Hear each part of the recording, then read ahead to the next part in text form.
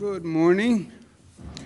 Happy Monday. From my far right, Larry Schwartz, former secretary to the governor, who is now volunteered to help us during COVID. We thank him very much for his public service. Commissioner Howard Zucker to my right, to my left, Melissa DeRosa, to her left, Kelly Cummings, Director of State Operations.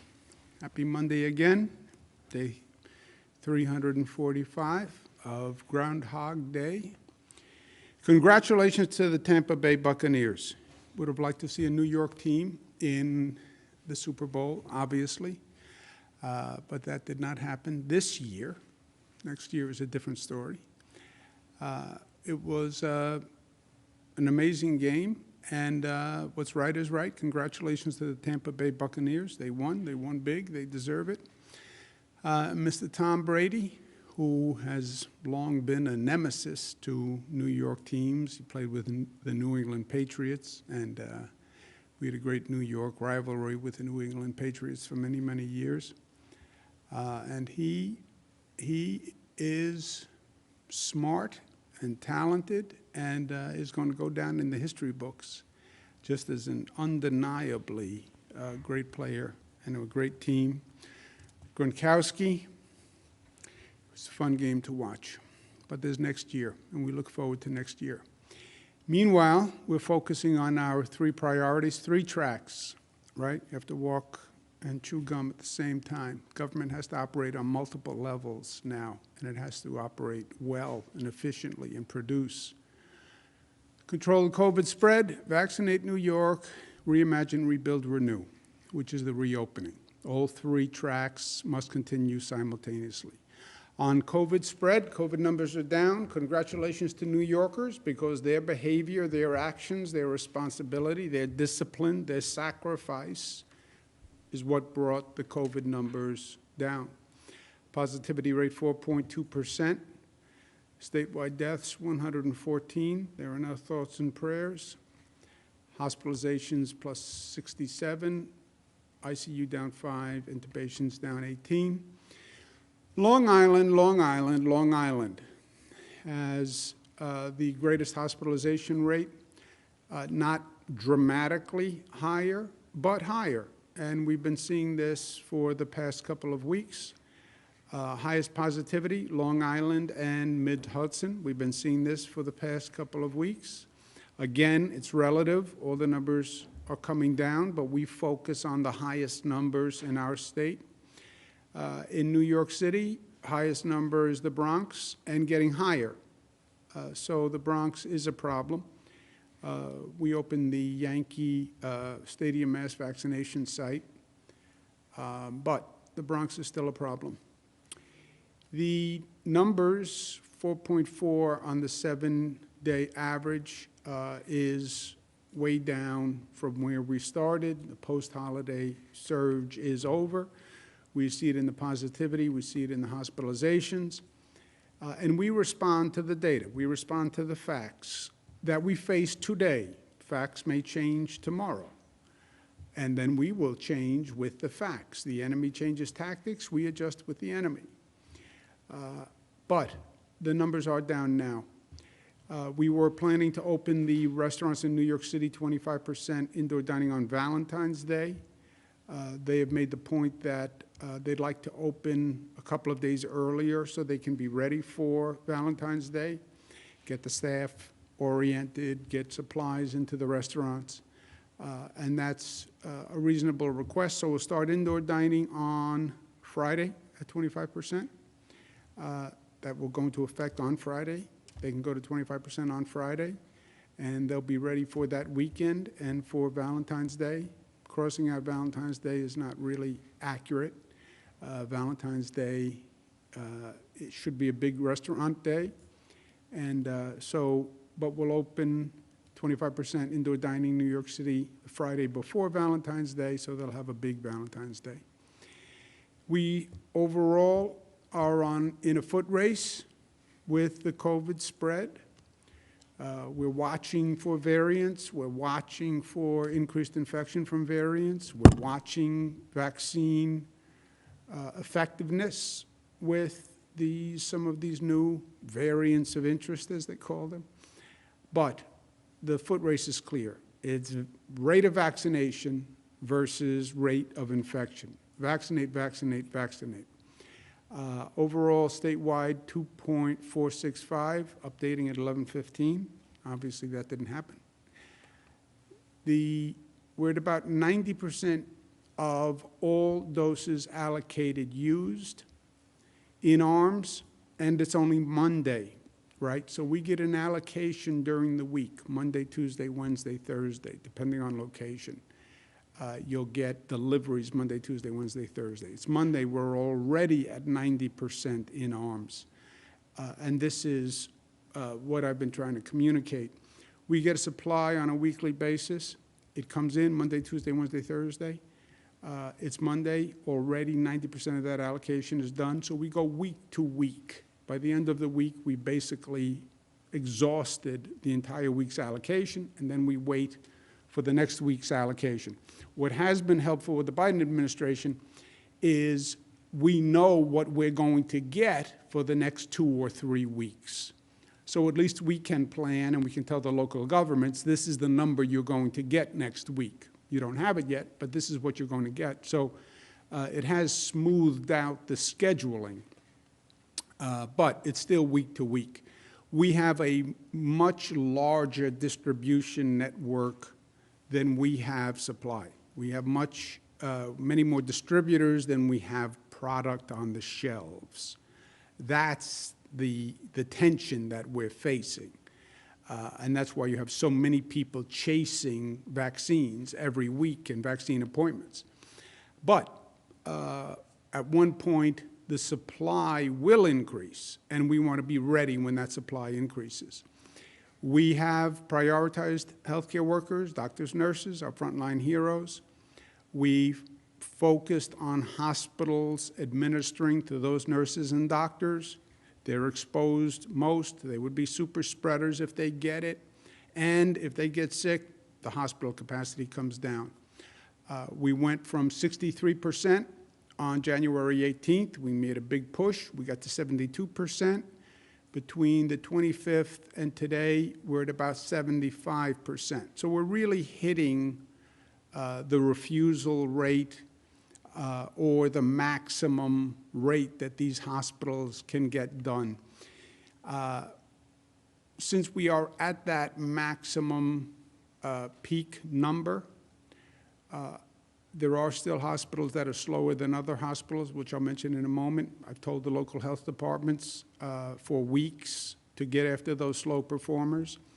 But we're going to take the excess allocation from the hospital workers and use it for people with underlying conditions, comorbidities. This week, they have the vaccines to vaccinate their workers and finish, but this is it. It will have been over 2 months that they had the vaccine for their hospital workers. And they were charged with the responsibility of making sure every hospital staff person who would take it has taken it. Hospitals can't say to a nurse, you must take the vaccine. The nurse has the right to decline. But I want to make sure every nurse had the option, every doctor had the option to take that vaccine. If they don't want to take it, at one point, we understand, and we'll give it to somebody else. So this is the last week for that. There is still a gross disparity in the high-performing hospitals and the low-performing hospitals. And again, I asked the local health departments to look into this. But how do you have some hospitals at 100% and some hospitals at 40%, 50%? Something is just not right somewhere. I've been on the calls with the hospitals myself. I understand that there's a declination rate. I understand that there may be, but that there are racial differences in declination rates. I get that. But it still doesn't add up in my book, because you still have some hospitals in the same region with the same demographics of the same workforce, and you have a gross disparity. So the New York State Department of Health is going to review those slow vaccinating hospitals. We want to understand why and how. But we're also going to use the excess supply for those with pre-existing conditions. That will start on February 15th. We have a list on the website of what the comorbidities are. That's basically a clarification of some of the specifics of the federal CDC guidelines. And these will be statewide regulations defining comorbidity for any site in the state. People with comorbidities can begin making appointments on the state sites February 14th to open February 15th. On the local health department sites, the appointments can start on the 15th. We'll leave it to the local health departments about when they start scheduling, but they can't schedule an appointment to be performed before February 15th. Local health departments want to coordinate with their hospitals, with their local doctor networks. That is up to them how they do that. You do need, this is for people with comorbidities as defined by the CDC and state guidelines. And the state guidelines are just a refinement of the CDC guidelines. There will be validation of the comorbidity. People will need to bring a doctor's letter or medical information that evidences that they have this comorbidity, or they now sign a certification when they get the vaccination. They'd have to certify that they have a comorbidity. Those three options are all available. We'll leave it to the local health department to determine what exact validation they want, but they have to validate. And the state will audit the local validation system in coordination with a system called Tiberius, which is the federal data system that we all signed on to that actually documents where the doses went. This is a precious resource. There will be fraud, there will be mistakes, there will be inefficiency. We understand that. But we will also audit to make sure the rules are followed.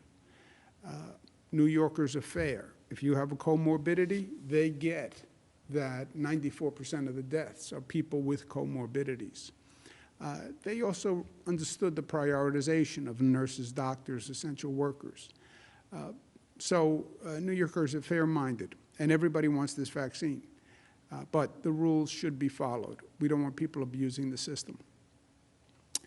New York State Department of Health will do a call with the county executives, local health departments to talk through and explain the comorbidity validation process. But it is still clear, and let's just understand the scope of where we are. We need an increase in the federal supply because we still have many people chasing a very rare and precious resource, the available doses. The Biden administration has increased the federal supply. Again, they're not making it in the basement of the White House. They're buying it from the drug companies. We understand that. But they are the only ones who can buy from the drug companies. So really, they control the spigot on the supply. They've increased it over 10% already in just a few weeks. And they have told us what the future allocations were, as I mentioned, which really helps our administration. But we need more. And I said on day one, when this started, everyone is going to say the same thing. I need more. Every governor in the United States will say, I need more. Every county executive in this state will say, I need more. Every politician will say, I need more, and we should help this group and this group and this group and this group. I get it. Everyone understands the dynamic, but you have a precious resource, and only Jesus could figure out how to feed hundreds with limited loaves of bread and fish, right? So we need to be fair in the allocation until the supply increases. What could make a big difference in the supply? Johnson & Johnson. They filed for emergency use authorization. That could be a game changer. Single dose, no super cold, refrigeration chain needed. That could make a major difference. So we need that major difference. We need that bump in the supply. Second doses now are allocated by the federal government. Here's your first dose, here's your second dose. The Biden administration is against using the second dose for the first dose. They're against delaying the second dose. Obviously, we follow federal guidance, and we have the added luxury of actually partnering and trusting this federal government when it comes to the professionalism. So we're following the federal guidance. There is still a question on excess doses. There's a long-term care facility program, the program that does nursing homes through pharmacies, et cetera. There will be excess second doses. Some people will not come back for their second dose for one reason or another, but there will be some fall off. We want to make sure we're using every dose. So excess in the nursing home program, or excess in the pharmacy program, or excess in second doses where people don't come back. How do we reallocate and use those? And those are issues that we're working through with the federal government. But the bottom line, which is the bottom line on this slide, you have 15 million New Yorkers who are ultimately in need of the vaccine. The supply is still about 300,000 per week. That takes 1 year at this rate. 1 year. So just a sober note, but also a realistic note. Well, why don't I get a vaccine today? Why don't we do all the police today? Why don't we do all the teachers today? Why don't we do all the developmentally disabled today? You don't have the supply to do it. And if you want to prioritize someone, well, then you have to deprioritize someone. We have 15 million total population. We have about 10 million now currently eligible. Well, I think we should add this group. Okay, then tell me who you want to take out. You prioritized nursing homes. You prioritized nursing home staff. You prioritized nurses and doctors and police. Who do you want to take out if you want to add someone? These are all difficult, difficult decisions. But you need an increased supply because you will have months and months just to get to the people who are now eligible, okay? And that's just a fact that we have to keep in mind. At the same time, multiple tracks. Keep the COVID spread down, get the vaccinations going, and at the same time, start to reopen the economy. You have to rebuild and renew this economy. Yes, the vaccine is a light at the end of the tunnel. There is no doubt about that. But we have to create that light. We have to make it happen. It's not going to be a situation where the economy will just come back. We have to make it come back. And we have an opportunity because COVID caused a global crisis. You have states all across this nation, you have cities all across this planet that went through this, and the question is going to be who adjusts to the new dynamics fastest and best. And there's an opportunity in that. Whatever economy most quickly adjusts to the new dynamics, that will be the economy that thrives the most, right? So, step one, we need Washington to actually provide state and local relief. President Biden has promoted it and proposed it with $350 billion in state and local aid. House has agreed, Senate has agreed. Now the question is going to be the fairness in the distribution of the $350 billion. And our point is, I know the federal government wants to help many sources, but provide the state with state relief that it needs so we can balance the needs in this state. And our needs are $15 billion. Fairness also means repeal the unfair SALT assault, which when the Trump administration passed the SALT tax proposal that was targeted at this state and cost this state more than any other state, everyone said it was unfair. Everyone. We sued the federal government. The litigation is still open. Everyone said it was unfair. Okay, now you're in charge.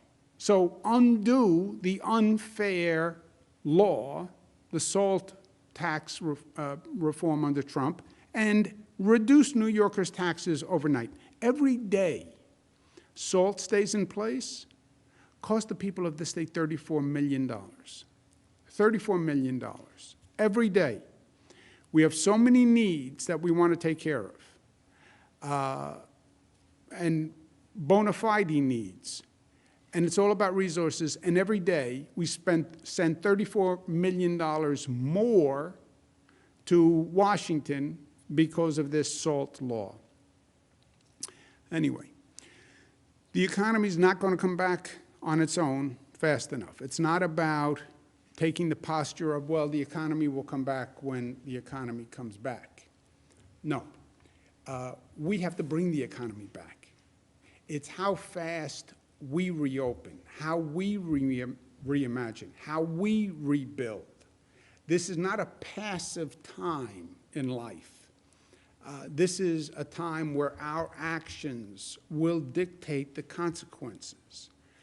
So we want to be aggressive about the reopening.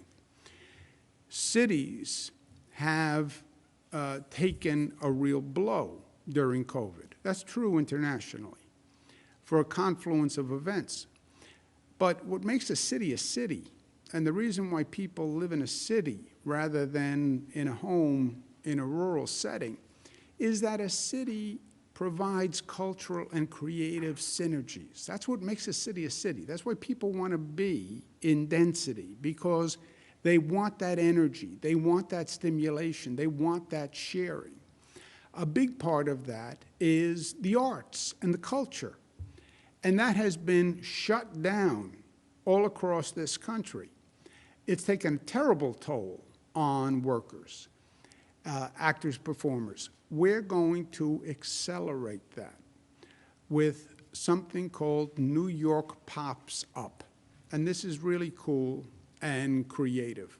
It's the first initiative in the nation that will accelerate the restoration of the arts and performances and creative energy. You have an entire sector of the economy that has been out of work. We talk about the restaurant workers and people who've been hurt at work. When you shut down Broadway, when you shut down movie theaters, you stopped an entire industry. Everybody understands why, but we have to now nurture that industry to bring it back. And again, it is vital for our cities to survive. The arts industry workers, many of them have been out of work since March. So we're going to accelerate that reopening with 300 plus pop-up arts events all across the state. 300 events in 100 days of pop-up performances. And these are just pop-up performances. They're free. They are not designed to be pre-scheduled and draw a crowd, because we actually don't want the crowd. But we're going to have the pop-up events happening all across the state, over 300. And they will be happening over 100 days. And it's going to be exciting. These will then be in-person pop-up entertainments with really great entertainers. And then they will be shown online, so there can be a social media presence to these online performances. Again, we're trying to thread the needle. We want the performances. We don't want mass gatherings. We don't want large crowds. So pop-up performances that will surprise people and bring the arts back. It will engage the acting and artist community that is very excited about this. And then it will have an online presence. It is an organic effort. It's being driven by artists themselves who are organizing the community and organizing the events. And they've already put together a list of really great performers, many of whom have been idle for months, and they want to be part of restoring the arts. They want to be part of restoring New York and bringing joy to people.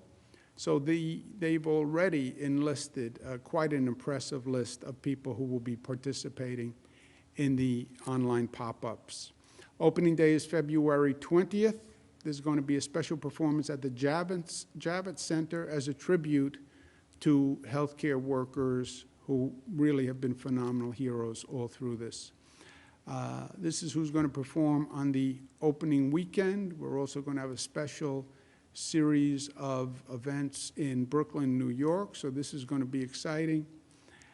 Sunday, Garth Fagan's company will have a special performance at the Magic Spell Studios at RIT, Rochester Institute of Technology, as a tribute to the staff at RIT, which just did a magnificent, magnificent job. So this is exciting, it's different, it's creative, but these are different times, and we have to address them.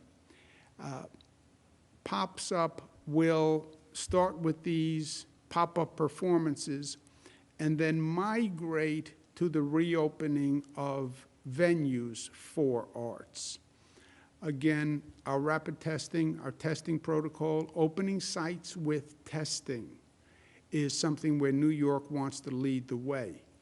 You have venues like the Shed, the Apollo, Harlem Stage, Alice Bush Opera Theater, that we can start to reopen with testing. So we'll start with the pop-ups, we'll then move towards reopening venues with testing on a limited basis, and this will crescendo through the summer with the 20th anniversary of Tribeca and the opening of Little Island at Pier 55. This is deja vu. 20th anniversary of Tribeca. Tribeca started in New York City post 9/11 to get people comfortable with downtown Manhattan post 9/11 and reintroduce them in some ways to downtown Manhattan post 9/11. And now the expansion of the Tribeca concept is to reopen the economy overall in the state and reopen it through the arts. So what Tribeca did so well 20 years ago, we now need on a massive scale statewide. Also, Little Island at Pier 55 is on the west side of Manhattan, and it is a great development that is done on the Hudson River Park by Hudson River Park Trust, which is a state agency, joint state-city agency, and the Barry Diller Foundation, which has created an architectural marvel, and it's a great venue for the arts. So it will build up to that in the summer months. I want to thank Jane Rosenthal and Scott Rudin, who are fantastic New Yorkers and fantastic professionals, and they've been very helpful in organizing this. And as I said, it's exciting and it's different, but it's going to make a difference. And New York leads, and we're going to lead in bringing back the arts. Because we're at a point in time where the future, my friends, is what we make it. The future COVID rate is a function of our behavior. How fast does the economy come back? How robust? It depends on what we do. And in New York, we are very good at the doing because we are New York tough, smart, united, disciplined, and loving. Operator?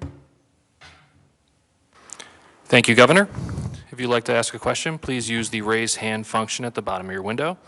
We'll take a brief moment to compile the Q&A roster. Governor, your first question is from Marcia Kramer of WCBS.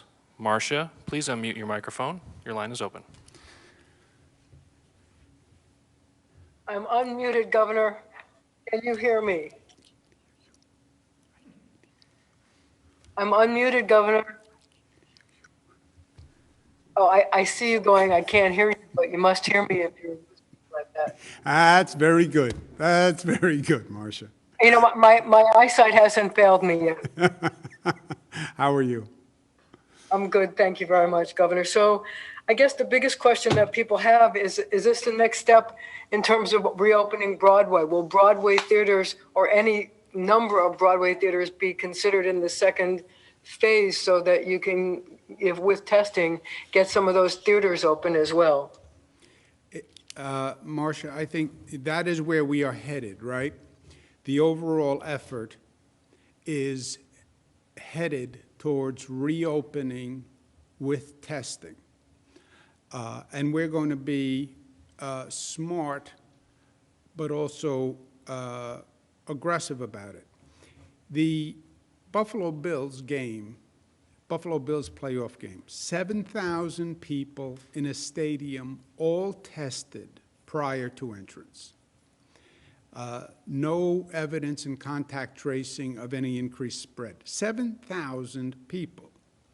Now, stadium was outdoors, but it's 7,000 people, and you tested all the 7,000 people. If you can reopen using testing, take it to the next step. We just said catering halls, wedding ceremonies can go up to 150 with testing, right? Which is safe from a public health point of view. And by the way, it will give people confidence to actually go to the wedding, right? You invite 150 people to a wedding now. Who wants to go stand in the middle of 150 people? But if you say all 150 people were tested and they're negative, well, then I would go to that wedding. So testing as a way to reopen. We're going to start to expand that. You saw it in the arts. There are venues that we want to start to reopen with testing and capacity limitations. And I'm going to be speaking more about that in the coming days. And then, yes, theaters, arenas, why can't you do it with Broadway? You can. You can open a Broadway stage with a set percentage of occupants where people have tested prior to walking into that Broadway theater, both, again, from a public health point of view and a practical point of view. Would I go see a play and sit in a playhouse with 150 people? If the 150 people were tested and they were all negative, yes, I would do that. And the social distancing and the air ventilation system is proper, yes, I would do that. If it was reviewed by the State Department of Health and they said there was an intelligent protocol to it, I would do it. So I think reopening with testing is going to be the key. Do you have a time frame for that, though? We are already moving, right? We started the demonstration at the Buffalo Bills game. The wedding ceremonies, catering halls, that's just 150 people with testing in the right space. And if you can do a wedding catering hall at 150 people with testing, well, can you do a Broadway theater where the size would allow 150 people with social distancing with testing, right? Whether you're at a wedding or you're sitting in a seat in a theater, what's the difference? So that's what we're working through now. And we're moving down this path. We're watching the infection rate, right? And it's always a calculation. That graphic that I do, that I know you don't like, with the valve that says you reopen the economy while you're watching the gauges, and the gauges are infection rate, hospitalization rate, et cetera. That's what we're doing. I don't have a timeline for you, but we announced, we had the Buffalo Bills games a couple of weeks ago. We then announced the catering hall wedding ceremonies last week. This pop-up arts says it's going to lead to venues like the Shed, like the Harlem Theater, et cetera. So we're working down that path. I don't have a firm timeline for you, but that's the path we're headed while we're watching the infection rate, hospitalization rate at the same time. One hand on the valve, one eye on the gauges of the infection rate, et cetera. One hand, one eye doesn't really work, but I hope you get the basic point. A.J. Parkinson said one hand and one eye is really all you need. Thank you, Marcia. Next question, operator. Thank you, Governor. Next up, we have Gabe Gutierrez of NBC News. Gabe, please unmute your microphone. Your line is now open. Hi, Governor. How are you? Thanks for taking the question. Thank you, Dave. So, Governor, I get that you've said that, it's important for public officials to be nimble, flexible, and that the coronavirus changes tactics. But, there have been some questions about how you reversed your position on restaurant workers being eligible for the vaccine. And it took a few days for the screening website to reflect that. And on Friday, as you mentioned earlier, you announced hospitals would have a week to vaccinate the rest of their workers. That caught some people off guard.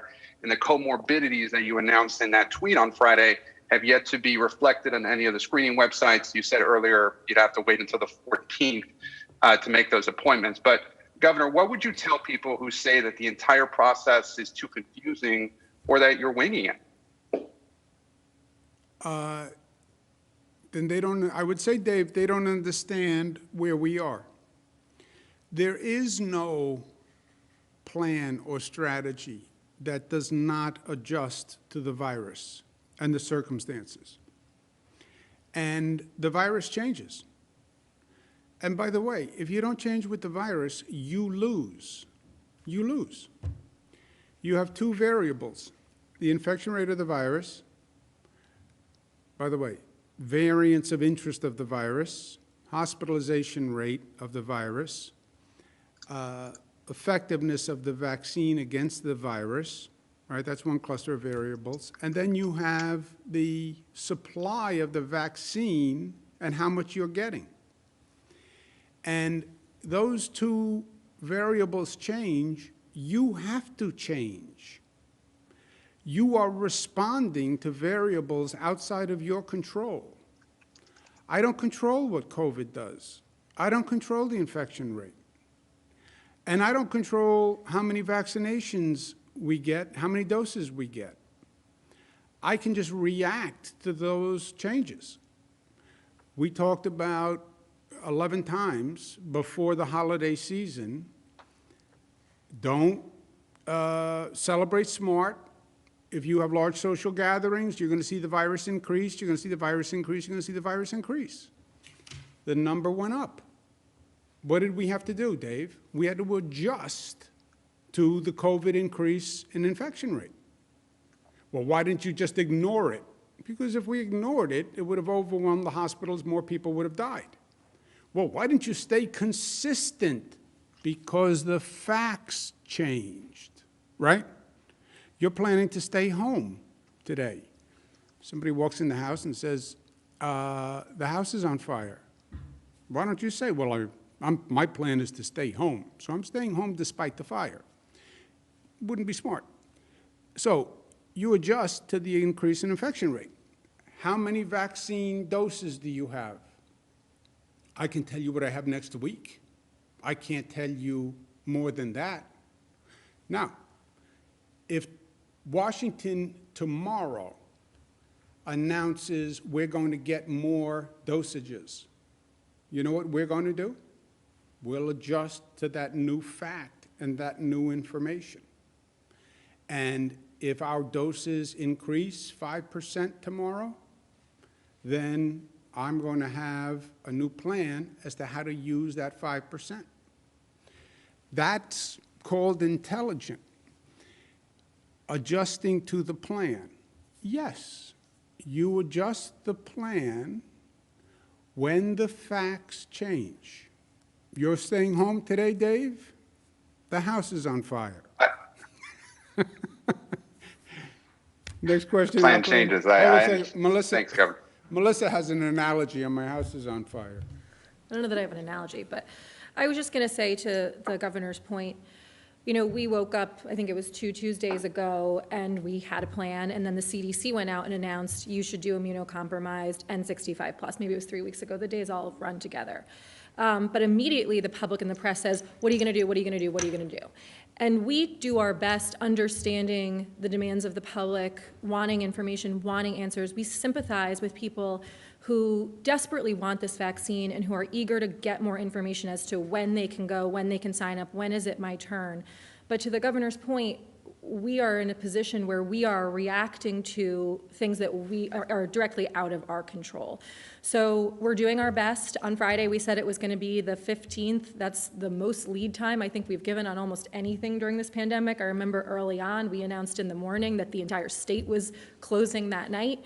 But it's going to continue to be a push and pull and a frustrating process, and we ask the public just to be patient, and we're doing our best. And as the information changes, you are going to see changes coming from the administration. As we can get more vaccines out there, we are going to be adding to the eligibility category. And everyone here is just striving to make sure that every New Yorker can get on with their lives as quickly as possible, which I think is what we all want and need. Yeah, and Dave, let's not lose all intelligence, right, and all common sense. When the federal government announced we were getting 10% more vaccine doses, then I said we have more doses available, and we added restaurant workers. We are now, I believe, at our max on hospital workers, where we're at about 75% of hospital workers have received the vaccine. We're at 72, 73. About 10 days ago. I don't see that number going any higher. We do have an issue why the low-performing hospitals were so much lower. But let's free up those unused vaccines. I'm not going to leave unused vaccines on a shelf waiting for hospitals to get past the declination rate. So you adjust to those facts. The White House controls the supply. They've increased it once. We're going to have a conversation tomorrow. They may increase it again. They may reduce it. Depending on what they decide, we will then change our plan.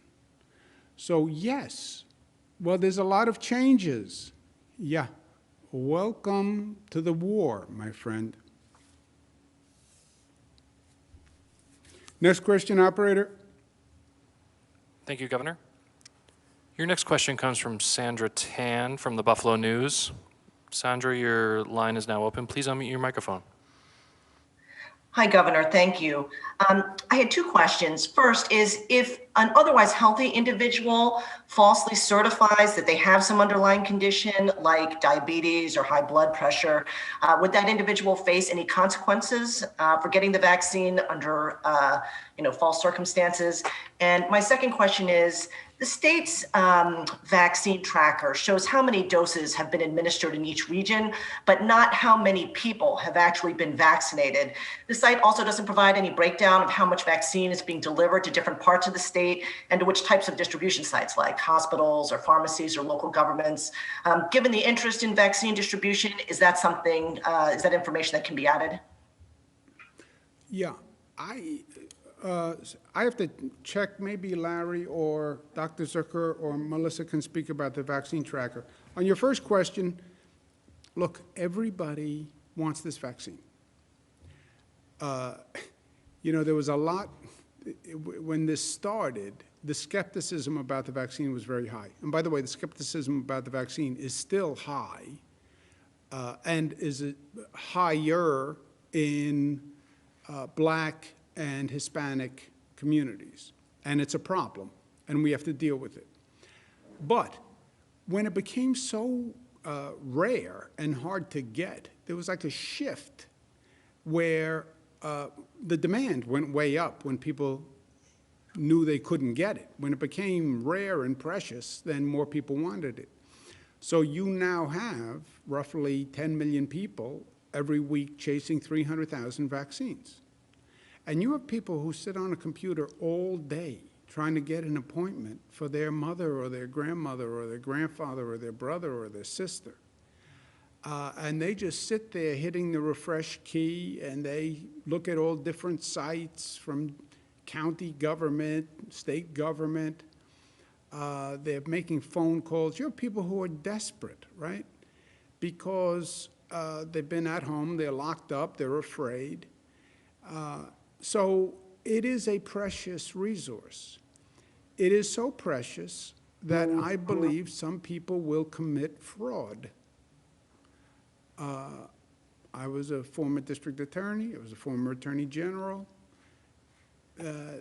You tend to view these situations with an eye towards when you have a scarce resource and high demand, what might happen. There may be fraud. We've already seen cases of people selling the vaccine wrongfully, stealing the vaccine. It's a valuable commodity. People would pay a lot of money for a vaccine right now, some people. So yes, if fraud is fraud, and we've asked the people of this state to be reasonable in prioritization, and I feel good defending the prioritization. People in nursing homes, yes. Staff in nursing homes, yes. Staff in hospitals, yes. Essential workers, yes. 65 plus, yes. Comorbidities, yes. I feel good with all those prioritizations. I'm 63. I'm not 65.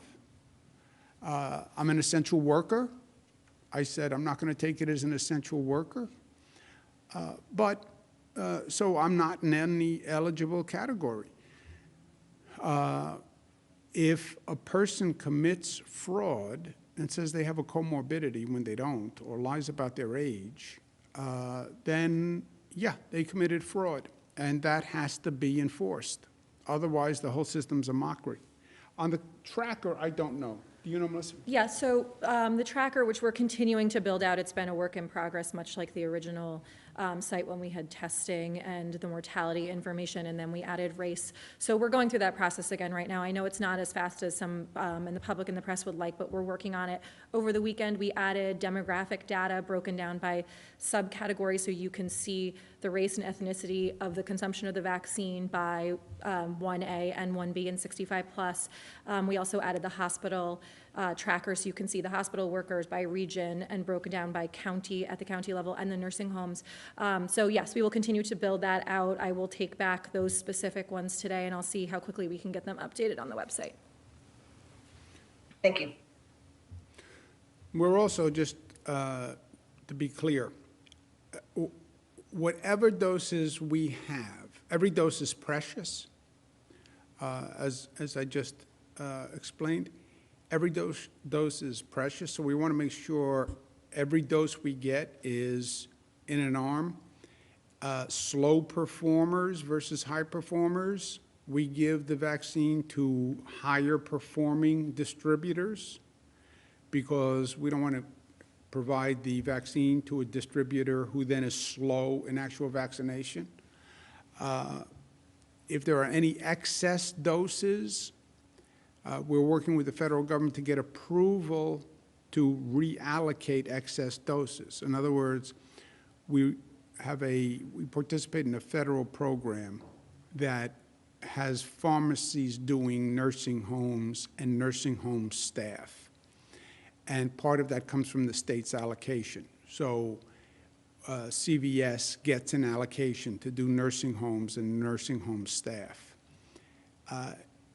I believe there's an excess allocation in that program. How do we reallocate excess allocations? Second doses. Some people won't come back for their second dose. I get all the scientists say, give the second dose when you're supposed to give the second dose, which means don't use the second dose as a first dose. I get it. Everybody has to get the second dose at the right time. I understand that. But somebody doesn't come back for the second dose.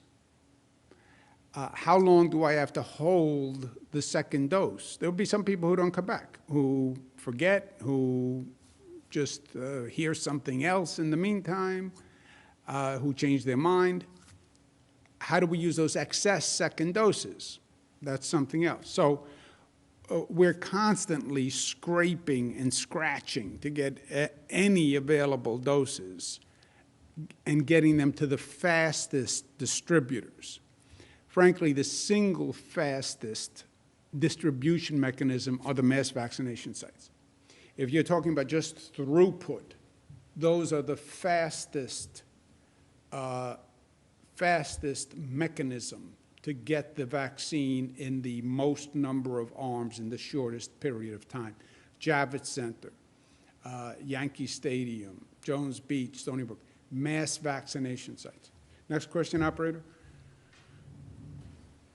Thank you, Governor. Next up, we have Sonia Rincon from 1010 Wins. Sonia, your line is now open. Please unmute your microphone. Hi, Governor. Question about New York pops up and the performances and performers. Will these be union performances? As you know, many union performers now no longer qualify for their usual health insurance because they barely worked in 2020, and unions help set safety guidelines. I would have to, Sonia, first, good to hear your voice, Sonia. I do not know is the honest answer. So I would have to check. The question is, are all the performers union performers? I don't know. I will check and I will have them get back to you. Thank you. Next question, operator. Thank you, Governor. Next up, we have Narmeen Chaudhry from WPIX. Narmeen, your line is now open. Please unmute your microphone. Thank you. Hello, everyone. I want to ask you a bit of clarity in regards to the healthcare workers. You essentially said this is a final week for hospitals to get their healthcare workers to get the vaccines that have been allocated to them. But a point of clarification, could they change their minds? Do they have to go through the state like everyone else when it comes to that time that they perhaps want it later on? Also, I want to slip in one more quick one. Long Island, you've mentioned for a couple of weeks as being a problem area, but I have not seen them included in the microcluster strategy yet. Is there intention to do so? Yeah, I only heard about 1 out of every 4 words. So I think I get the gist of the question. The healthcare workers, a hospital has had over 8 weeks to vaccinate their healthcare staff, okay? And these are people who don't have to go anywhere else. They're in the hospital, just come to in the hospital, give you the staff in the hospital. I have been pushing every briefing, hospital management to get as many hospital workers vaccinated as possible. We're up to about 75%, which is good. When we started, we were like in the low 60s. There is going to be a percentage of people who will not take it, and I understand that. There's a differential now between the Black and Hispanic community that has a higher declination rate than the white community. We're working on that. But you're at 75%. Is the declination rate about 25%? Maybe. But it's been 8 weeks, and we've done everything we can, and we're going to use the excess. Anybody who changes their mind, we get from the hospitals on a nightly basis how many people are on their staff who have not declined and would take it. And we'll make sure anyone who will take it will have the allocation. We just don't want to allocate more than we're needing. That's true on the hospital program, that's true on the nursing home program, and that's true for the second dose program. Allocate what you need, but not more than what you need. Hospital worker who changes their mind, the hospital says, I need some dosages for them, and the hospitals will continue to get an allocation, just not as great as they have been getting. The nursing home program, I believe there is excess in that program that we can reallocate. Second doses, I believe there are some people who are not coming back for the second dose. And I believe we can use better allocate that excess. So we're doing that across the board. Let's take one more, please. Operator. Thank you, Governor. Your final question comes from Andrew Siff of WNBC. Andrew, your line is now open. Please unmute your microphone.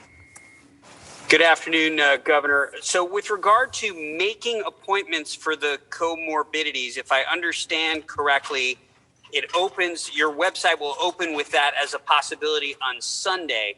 We're talking about potentially millions of people in these categories. How ready is the state's portal to accommodate that? And should people expect it to be sort of sold out and filled up almost instantly? I think, Andrew, I will confirm either Melissa or Larry or Howard or Kelly on the time it's opening. Look, you are right, and let's state it even more bluntly. 10 million New Yorkers are chasing 300,000 vaccines. 10 million New Yorkers are chasing 300,000 vaccines every week. That's what's happening. So, yes, expect the portals to open, expect the appointments to be booked very quickly, and this will be an ongoing tension until the supply is greatly increased and dramatically increased. Look, if you got the supply up to 500,000 a week, right? You're still talking about months. So yes, this is going to be a long, anxiety-producing time. Well, how did we get here? I don't know. Why the federal government didn't order enough vaccine last year is one of the great questions in life. Operation Warp Speed, if you remember, was the federal program that was doing the vaccines. How we wind up in a situation where the taxpayer spent billions to expedite the vaccine, except we didn't produce enough. I don't know. But that happened at a federal level. Melissa, Larry, does anyone know about when the appointments open up? They're going to open up on the 14th, so it'll be that morning. I anticipate it'll go live just after midnight. There will be a crush. This will not be perfect. We've made a lot of changes since the vaccine website initially launched to be able to handle much more volume. I think the system itself has smoothed out. There are people constantly on a daily basis right now, hundreds of thousands of people on that website refreshing. That traffic is only going to increase. As a reminder, you can also do this through your local health department. She's given me the goods that I wanted on this. Say it again, Andrew? Sorry, Andrew? Andrew was talking to someone else. Well, in any event, the local health departments are also going to be doing this. As the governor said, we're taking the allocation that was going to the hospitals that have finished their hospital workers, and we're giving it to the local health departments. And so you should also be consulting with your local health department in the city. Obviously, the city has a lot of city-run sites on how they're going to do this. They may be doing it differently. We're giving them that flexibility. So the state sites are going live on the 14th. The local health departments will announce on their own how and when they're going to take appointments. And so be looking to your local health departments for that guidance as well. But everybody should go into this with their eyes wide open. It's going to be frustrating. It is going to be a crush. There are going to be problems. It is not going to be perfect, and everyone's going to do their best to try to, in real time, catch glitches and get things up and running. But it's going to be a tough period here. Yeah, and again, Andrew, calibration of expectations. I said when we announced this, I announced Matilda's rule, right? We knew this was going to happen because the federal government said they were going to increase the supply, and then they never did. And Matilda's rule was understand the reality of the situation. 300,000 people chasing, 10 million people chasing 300,000 vaccines. That's the reality. That's not going to change for months. For months. So if you think, well, I'm eligible, well, that means I can get one next week. No, because you still have to deal with the fact that there are only 300,000 doses and 10 million people chasing the 300,000 doses. That's the difficulty in this situation. That's the difficulty that the Biden administration inherited, by the way. And what you'll see is people's patience will get frayed more and more, because this is going on for months at this rate, 4 months. So Melissa's point is patience. Yes, patience, and they need to understand the facts, why this is happening. It's not because there's a portal problem or a software problem or it's because you have 10 million people chasing 300,000 vaccines every week, and that's not going to change. Okay, thank you very much.